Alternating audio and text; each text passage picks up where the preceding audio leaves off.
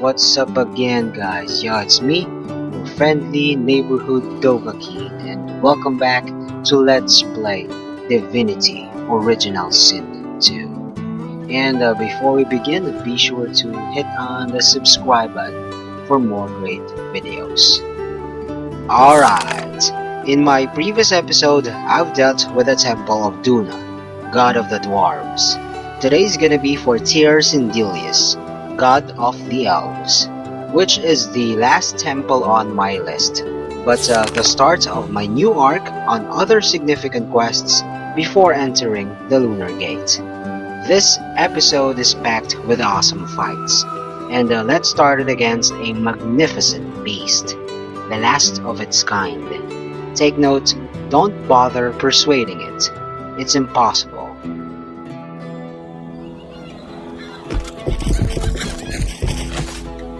Eyes closed, the tiger seems to be praying. I am the last of my hide, my stripe, my streak. All of us but I fell dead in the mist when the true legs had their war. We pray to thee to bring us back, to save us from our end. She cocks her head to listen to a voice you cannot hear. If the covenant be in good faith, O black-winged god, and all the forest tigers shall return, then I shall accept your... They all shall die, I swear it, and I shall start. She stares directly at you and bares her teeth. With the He-Man.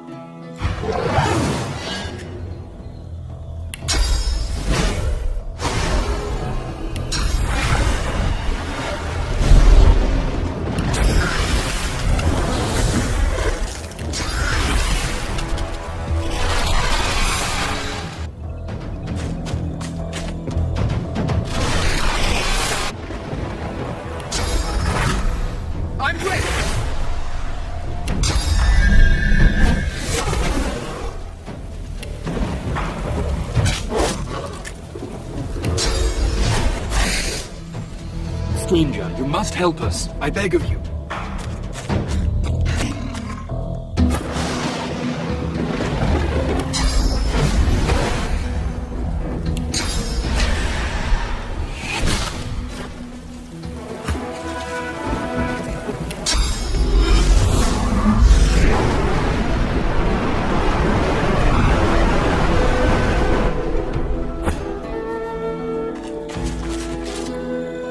Of the altar rustle, a gentle murmur on the breeze.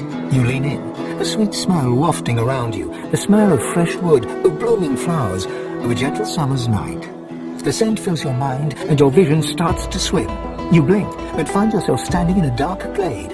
On the wind, you hear a whisper, God woken. You turn towards the voice, and see the broken body of a fawn. A raven is perched upon its head, pecking at the gory hollow that once held its eye. You're about to turn away when the body twitches. God woken, it whispers. The raven turns its gore-streaked beak towards you. Its eyes are a deep bloody red. God woken. It croaks as it takes to the air, circling the glade. God woken. The fawn's breathing is shallow and ragged, but it nudges a stone towards you. Leaning down, you pick up a round white rock. The deer's breathing is labored, its mouth moving in vain. You lean in close, and it whispers, Ram. As you pull back from the dying creature, you feel a cold, heavy thump on your shoulder. You look up into the fierce red eyes of the raven. I see you, God woken, it croaks. I see you. The blood-flecked beak lunges at your eye, and you feel it. You feel it tear through the lid, through the jelly, and crack against bone.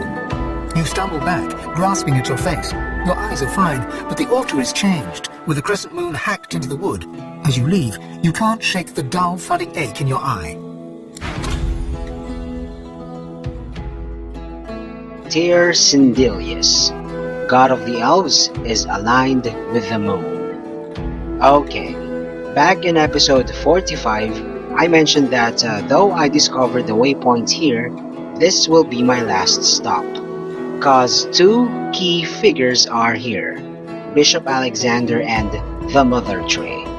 As per the tree, don't go inside just yet, cause Sahala will appear upon exit and screw up the best possible outcome for Sibyl.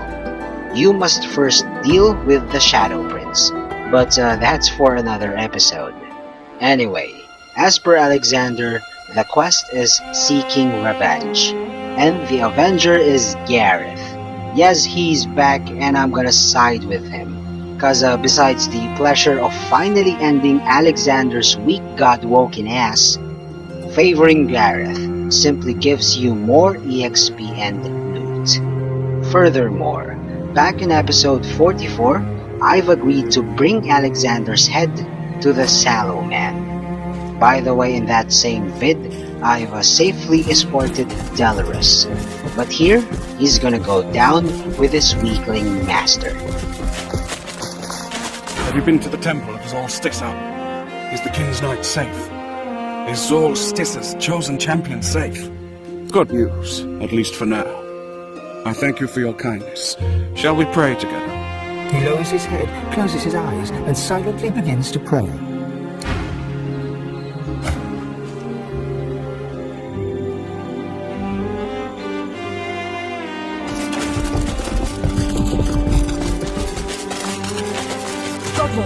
The mother tree calls you. Follow the spirit. Climb to the heart of the tree.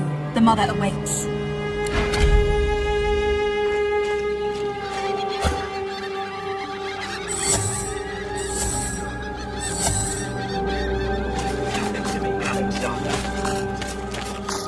Protect the bishop, not the cult. I will have your head, Seeker. There's really no fancy strat in this fight, besides the rest of the squad preoccupying tactical positions while my main is locked in dialogue.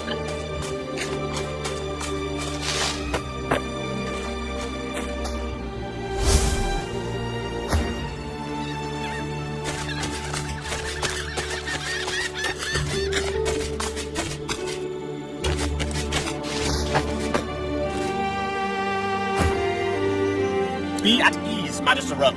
Weapons down. Gareth, I have done you a grave injustice. I was deceived, and I was too weak, too naive to see it. Alexander holds his hands outwards towards Gareth, his blade resting flat across his palms, a gesture of goodwill and peace. Whatever Alexander's reply might have been, it is drowned by Gareth's alarming chuckle. Godwoken, have you come to witness the death of the noble coward? How fortunate! You can tell the tale of Lucian's other wayward son. This slug defends his own cruelty on the basis of ignorance. He expects me to forgive him for everything he's taken from me. Every fallen seeker, every friend, every slain Godwoken. My own parents. He says this to me while their flesh still rots in the graves I dug for them. I've forgotten nothing. Alexander, you are the sinner, yet the gods have allowed us to suffer for it. I would kill you 100 times over if given the chance. Please. Alexander is not the man you once knew. He can bring us together. You must believe me. This is your end, Alexander. I strike in the name of your father.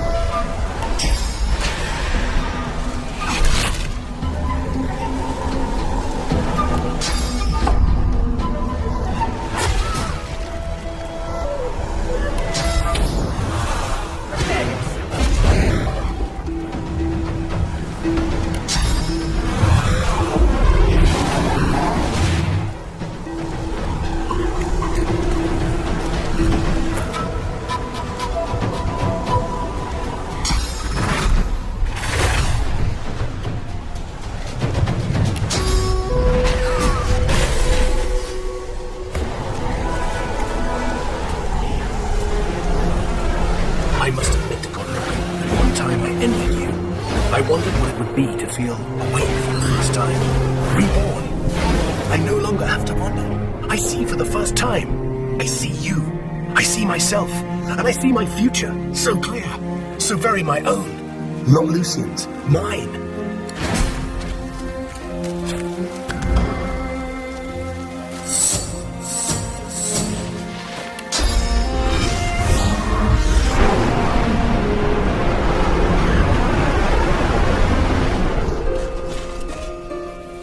The spirit of Alexander looks bitterly dejected. He turns to you. My journey has ended, but the world still needs a divine. Tell me, have you learned how to enter the camphor yet? Not so hasty. I have to know your intentions before I help you. What do you mean to do with the power of divinity if you succeed? You will do, God welcome. Ralik, Vrogir, and Zol Stissa favored the sun, while Duna, Tir-Cendelius, Xantetza, and Amadia favored the moon. Align their idols thusly at the entrance to the council. Then there's the lever. It requires a great power source. I had one. Perhaps it's still with my remains. Otherwise, you must scour the island. Farewell, God welcome. I hope you don't disappoint. Okay, let's bag his severed head for the Sallow Man and his decrepit altar. Anyway, there you just saw upon persuasion, he revealed the alignments of the gods. So saving this area for last is really the way, because it doesn't spoil the narrative of the temples. Now I'm here at Ralik's waypoint, nearest to the lair of the Sallow Man, which is guarded by a troll. Persuade, force attack, then cheese, via teleporting him onto lava. Emphasis on the force attack, because you won't get kill EXP if he did not aggro. The troll leans in and glares at you with beady little eyes. His breath is like a butcher's offal bucket, left in the sun too long. No cave for you. The troll grimaces and spits a melon-sized glob of phlegm onto the ground near your feet. No cave for you. The troll looks over you thoughtfully while one of his fingers rummages around his nostril. Cave for you.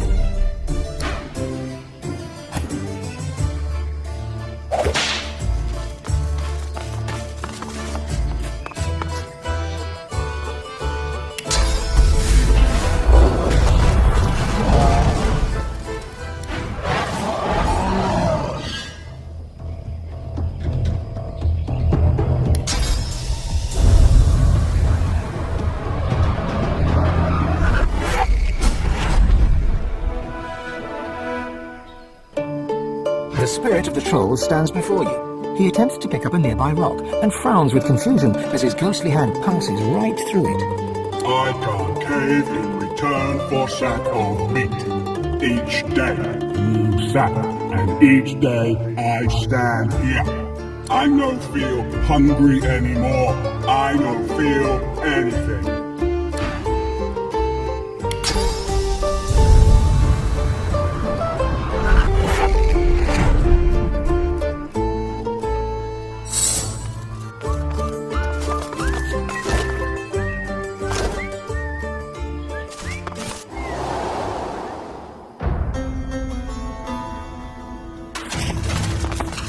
An empty cave with a bare altar.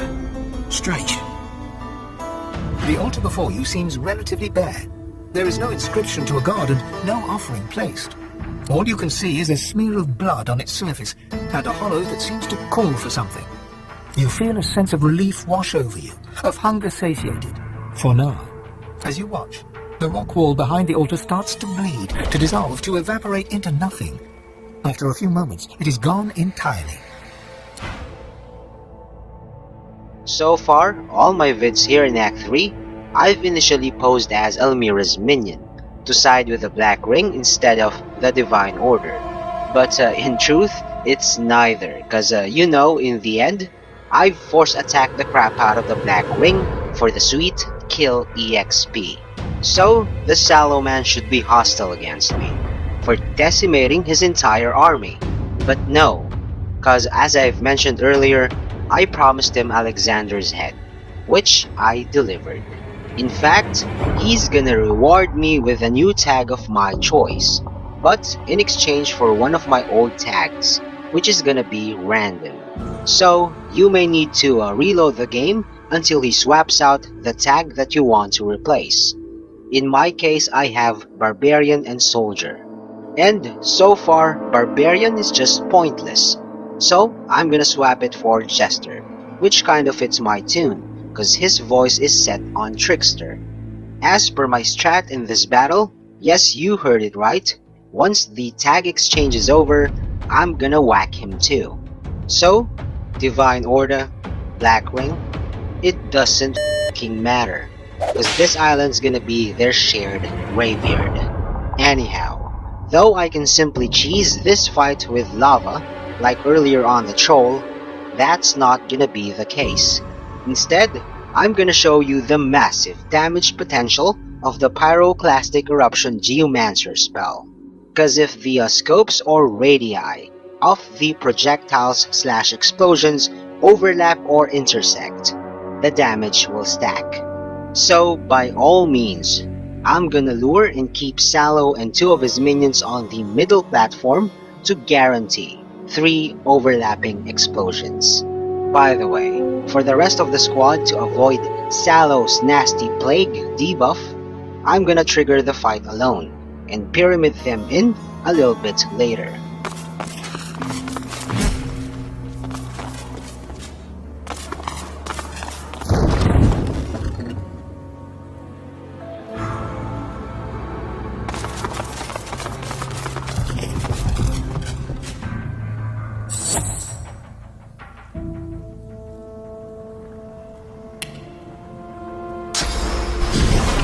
Face you've seen before, in blackened glass, soul sickness incarnate, the rotten flesh of the world's most shameful desires, an all-knowing affliction.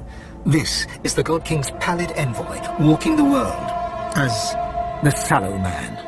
You feel him in your head, scrabbling for purchase amongst your thoughts, looking for a way in, his madness and his anger and his hate banging on the door of your mind, looking for Almira. Sallow points a long-nailed finger at Alexandar's dead eye.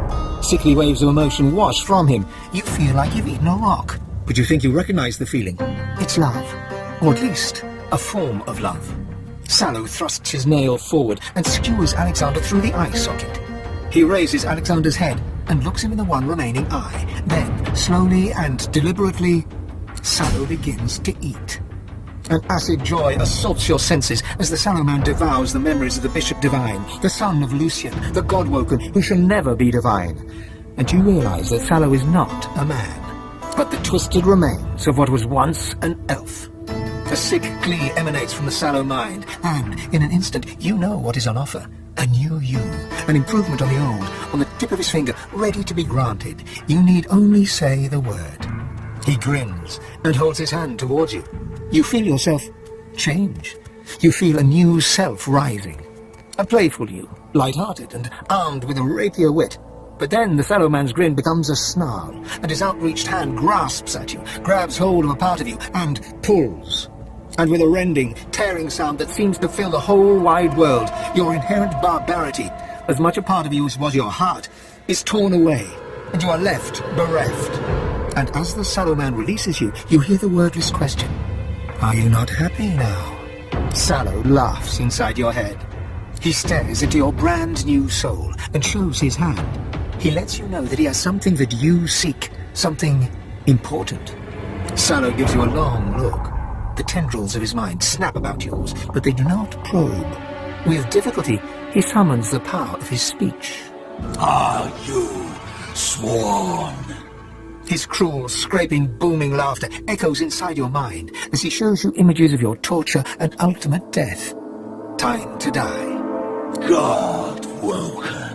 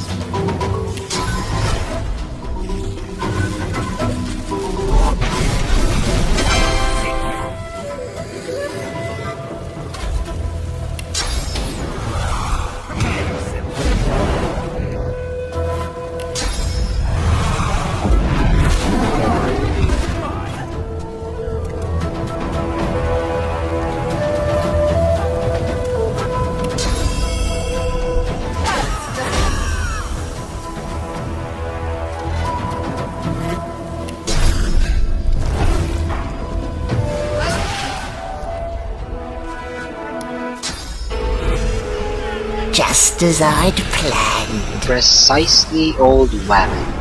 Couldn't have said it better myself.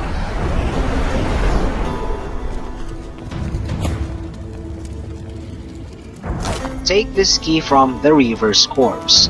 It's for accessing the chamber next to the war room.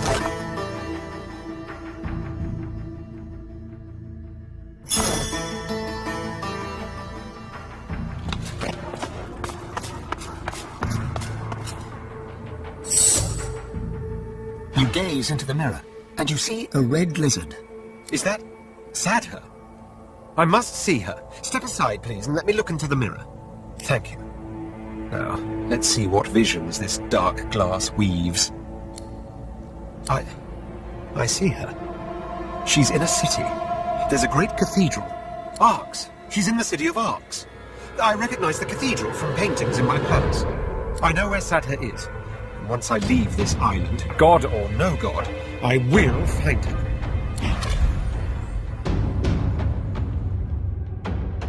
Back in episode 47 on the chat with the Shadow Prince, we've learned the truth about Sadha and the Red Dragon Prophecy, and he was right all along of suspecting Sadha to have joined the Black Ring. Anyway, in the locked chamber, you'll meet yet again Windigo, the old woman. Well, old undead woman. And to make her quest easier and less buggy in Act 4, don't consume her spirit here.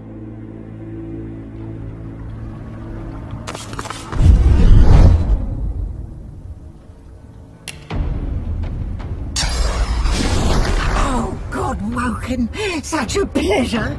Did you miss me? Wait, don't answer that. Of course you did. My lord's given me another chance, such is his grace and wisdom. As for you, well, you're out of chances. How many have you had by now, I wonder? 2, 3, 100? It must all be a blur for you. By all means, sheathe your weapons, sway me with reason. Why not lay out a picnic while you're at it? We'd be best friends in no time. She peers at you through narrow eyes. Her next words do not pass her lips, yet pierce your ears as if she'd spoken them. You do way too much talking and not enough dying.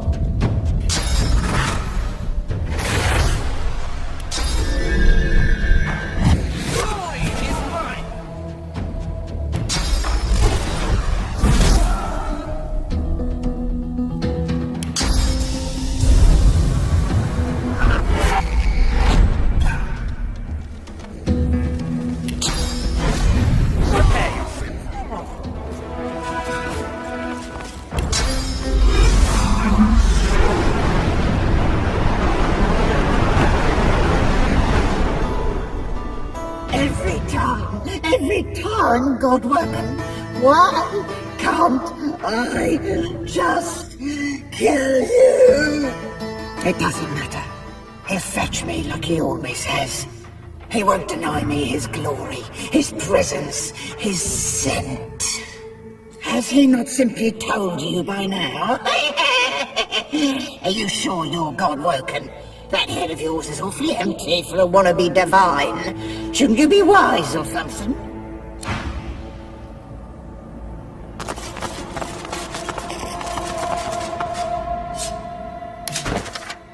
The old woman's quest is Mercy is Power, and though as I've said it takes place in Act 4, you can get it here via reading her letter in the war room.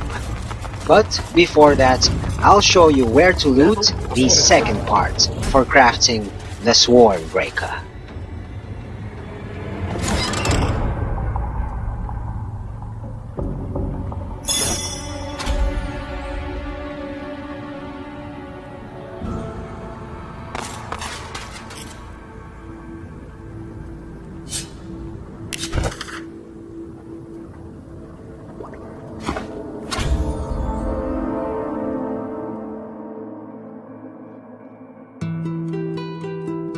And that is all there is for now. Thanks for watching. Also, check out other videos from Sabbath Clan Philippines and subscribe. See you on my next vid. Peace out, y'all.